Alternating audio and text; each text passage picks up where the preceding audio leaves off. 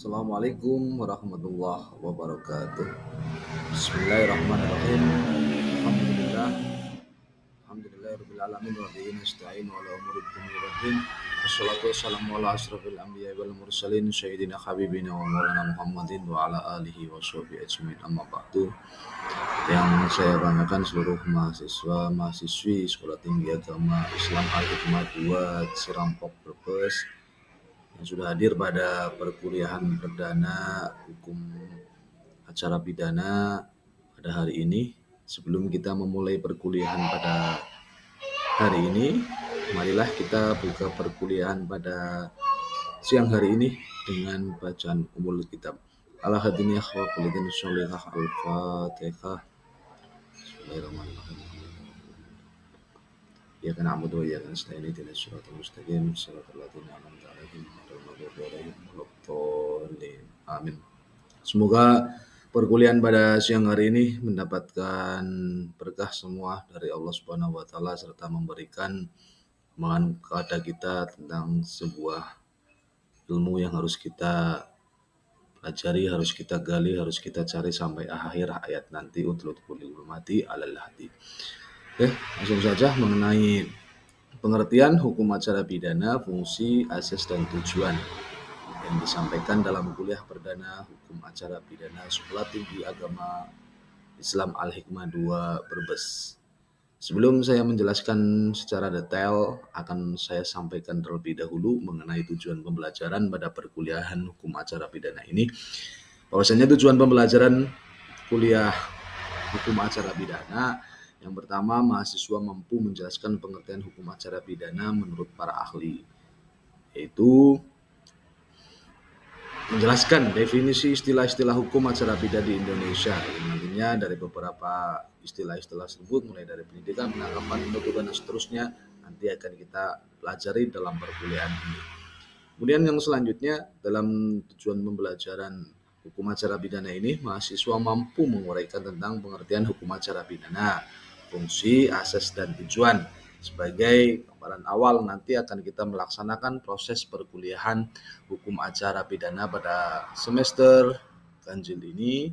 Nantinya kita harus terus selalu bersama memahami mengenai pengertian hukum acara pidana.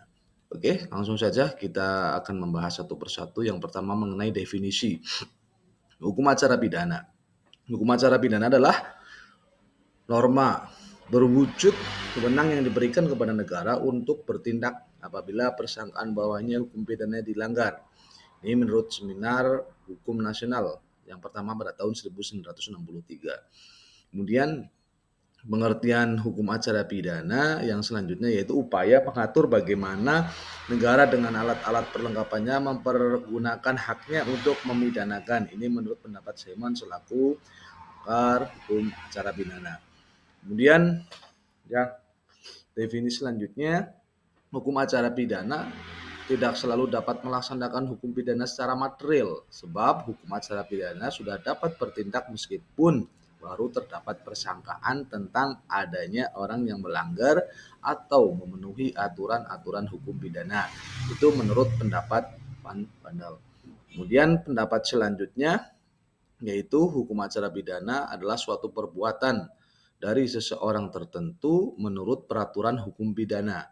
Ini merupakan perbuatan yang diancam dengan hukuman pidana. Jadi jika ternyata ada hak badan pemerintah yang bersangkutan menuntut seseorang guna mendapatkan hukum pidana. Ini menurut Profesor Dr. Wirjono Projodikro. Kemudian definisi selanjutnya menurut para ahli, hukum acara pidana adalah kumpulan ketentuan-ketentuan dengan tujuan memberikan pedoman dalam usaha mencari kebenaran, keadilan bila terjadi perkosaan atas suatu ketentuan hukum dalam hukum material.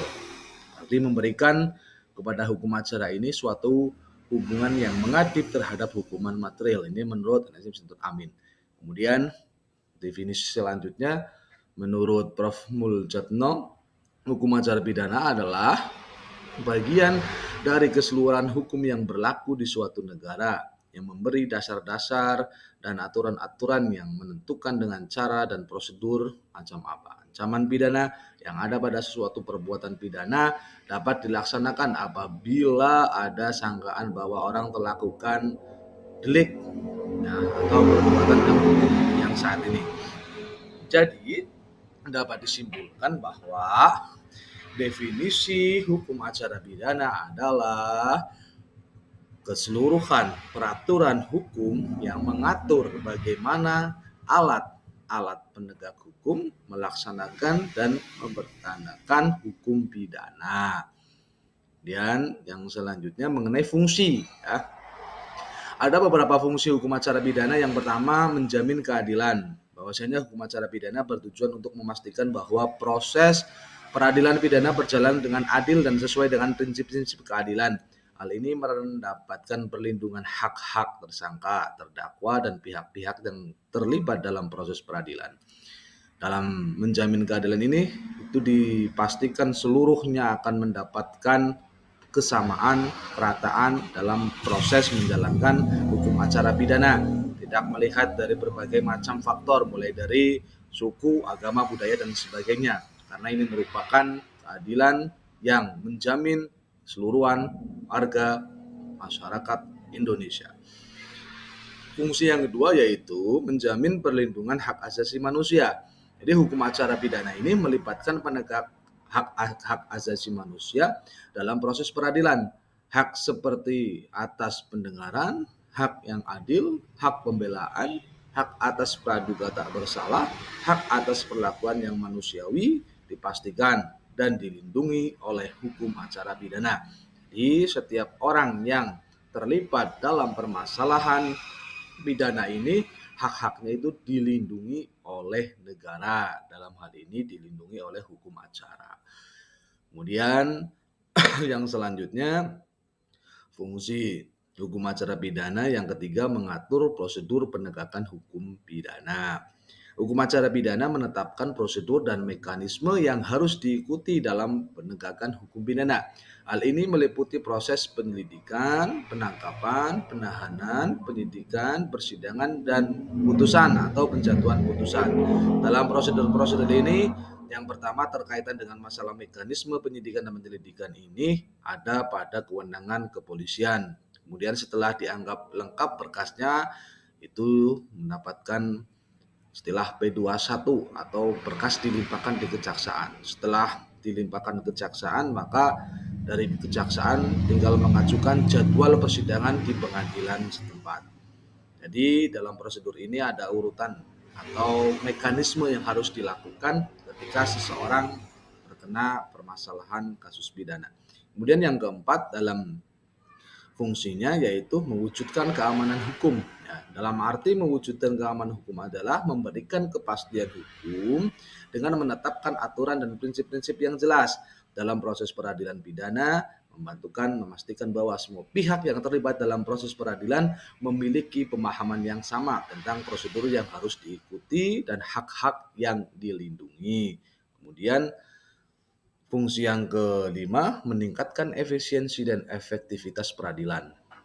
Jadi hukum acara pidana juga berfungsi meningkatkan efisiensi dan efektivitas proses peradilan pidana.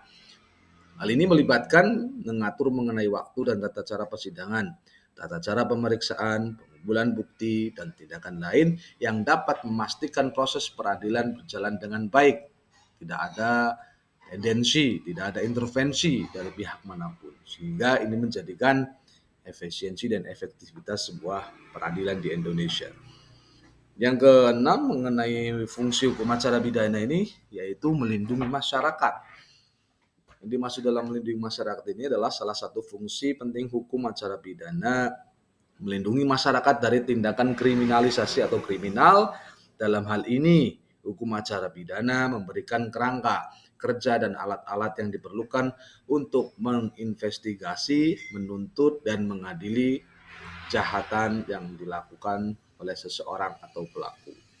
Kemudian, asas hukum acara pidana yang terakhir atau yang ketujuh yaitu mencegah penyalahgunaan wewenang. Hukum acara pidana berfungsi sebagai pengendali terhadap penyalahgunaan wewenang oleh aparatur penegak hukum. Melalui ketentuan-ketentuan yang mengatur prosedur dan prinsip-prinsip yang adil, hukum acara pidana membantu mencegah penyalahgunaan kekuasaan dan penegakan hukum pidana. Kemudian yang selanjutnya asas ya. Asas hukum acara pidana. Asas hukum acara pidana ini juga ada 8. Yang pertama, asas praduga tak bersalah. Ini menyatakan setiap orang dianggap tidak bersalah sampai terbukti secara sah dan meyakinkan bersalah oleh pengadilan yang berwenang. Tersangka atau terdakwa tidak dianggap bersalah dan hak-haknya harus dihormati selama proses peradilan. Kemudian asas yang kedua, asas waktu dan kesempatan yang cukup, itu expetrial. Asas ini menjamin bahwa setiap orang berhak mendapatkan proses peradilan yang adil tanpa penundaan yang tidak perlu. Terdakwa memiliki hak untuk memperoleh waktu dan kesempatan yang cukup untuk mempersiapkan pembelaan dan memberikan keterangan dalam persidangan. Kemudian asas yang ketiga yaitu asas legalitas atau legality. Asas ini mengandung prinsip bahwa tidak ada tingkatan pidana tanpa adanya dasar hukum yang jelas. Artinya seseorang tidak dapat dihukum kecuali atas dasar pelanggaran hukum yang telah ditetapkan sebelumnya. Asas yang ketiga yaitu asas kesetaraan atau equality. Asas ini menegaskan bahwa semua orang harus diperlakukan secara adil dan setara di hadapan hukum tanpa diskriminasi berdasarkan suku, agama, ras, gender, atau faktor lainnya. Asas yang kelima yaitu asas orang yang berkepentingan, right to be heard. Asas ini menjamin bahwa pihak-pihak yang berkepentingan termasuk terdakwa, tersangka, korban memiliki hak untuk dihadirkan, didengar dalam proses persidangan. Kemudian asas yang selanjutnya yaitu asas kontradiktif, predictive contradiction, atau asas ini memberikan hak kepada terdakwa untuk menghadapi dan memeriksa saksi-saksi yang memberikan keterangan di persidangan serta memberikan kesempatan untuk membantah atau menyanggah keterangan-keterangan tersebut. Asas yang ketujuh yaitu asas akuntabilitas atau accountability. Asas ini menegaskan bahwa aparat penegak hukum termasuk penyidik, jaksa, dan hakim harus bertanggung jawab dan akuntabel atas tindakan mereka dalam proses peradilan pidana. Asas yang ke-8 yaitu asas keterbukaan. Asas ini mendorong proses peradilan untuk dilakukan secara terbuka kecuali dengan alasan jika untuk menjaga kerahasiaan atau kepentingan yang sah. Sekarang tujuan hukum acara pidana yaitu untuk mencari, dapatkan, atau setidaknya mendekati kebenaran material. Kemudian tujuannya selanjutnya kebenaran yang selengkap-selengkapnya dari suatu perkara pidana dengan menerapkan penentuan hukum acara pidana secara jujur dan tepat dengan tujuan untuk yang pertama mencari siapakah pelaku yang dapat melakukan pelanggaran hukum, yang kedua meminta pemeriksaan dan putusan dari pengadilan guna menemukan apakah terbukti bahwa suatu tindak pidana telah dilakukan dan apakah orang yang didakwa ini dapat dipersalahkan. Kemudian hukum pidana dalam arti formil dan material, yaitu dalam hal ini hukum pidana formil mengenai KUHP atau Kitab Undang Hukum Acara Pidana menjamin terlaksananya hukum pidana material KUHP sesuai dengan wewenang ketentuan hukum yang berlaku. Jadi dapat disimpulkan bahwa hukum acara pidana adalah serangkaian aturan dan prosedur yang mengatur tata cara penegakan hukum terkait tindak pidana yang dilakukan oleh seseorang atau yang dilakukan oleh tersangka atau terdakwa. Hukum acara pidana bertujuan untuk memastikan keadilan, perlindungan hak asasi manusia, dan kepastian hukum dalam penegakan kasus pidana. Jadi dalam pertemuan kali ini mata kuliah hukum acara pidana mengenai fungsi, asas, dan tujuan sudah saya sampaikan.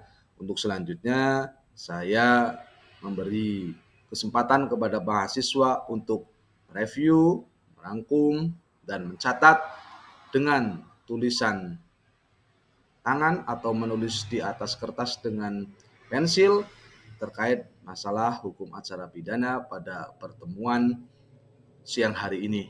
Nanti minggu depan tugas mereview rangkuman perkuliahan pada hari ini dikumpulkan pada jam yang sama.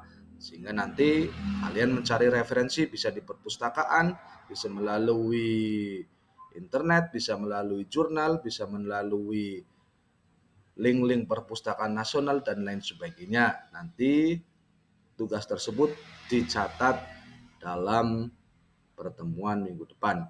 Oke, saya rasa cukup untuk pertemuan pada siang hari ini, dan marilah kita tutup perkuliahan pada siang hari ini dengan bersama-sama membacakan hamdalah. Alhamdulillahirabbil alamin. Khairul kalam wallahul muwaffiq ila aqwamit thoriq. Assalamualaikum warahmatullahi wabarakatuh.